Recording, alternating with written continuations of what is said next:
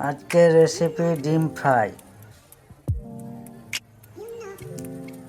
প্রথমে পেঁয়াজগুলো কুচি কুচি করে কেটে নিলাম, তারপর লঙ্কা কেটে নিলাম, তারপর টমেটো কেটে নিলাম।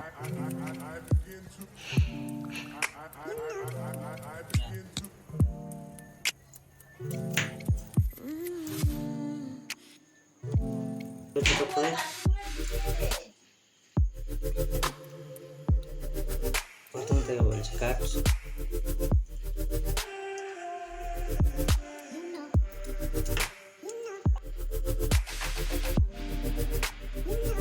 সব কিছু কাটা হয়ে গেছে।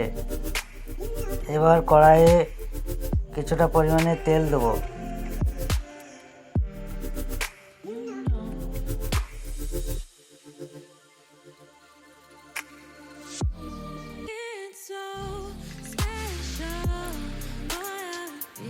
তেলটা গরম হয়ে গেলে পেঁয়াজগুলো দিয়ে দেবো। পেঁয়াজগুলো একটু লাল লাল হওয়ার পরে কিছুটা পরিমাণে লবণ দেবো, তারপর টমেটোগুলো দেবো, লঙ্কা দেবো। তারপর ভাজা ভাজা হয়ে গেলে তার সাথে ডিমগুলো দিয়ে দেবো। ডিম দিয়ে নাড়াচাড়া করব। নাড়াচাড়া করতে করতে যখন দেখব ডিমগুলো ভাজা ভাজা হয়ে গেছে, তারপর দেবো মশলা, জিরে গুঁড়ো, হলুদ গুঁড়ো, ধনে গুঁড়ো, তারপর পরিমাণ মতো লবণ দেব। লবণ দেওয়ার পরে দেখবো ভাজা ভাজা হয়ে গেছে, তারপর নামিয়ে দেবো। নামিয়ে দেওয়ার পরে একটা প্লেটে সাজিয়ে নেব, তারপর পরিবেশন করব।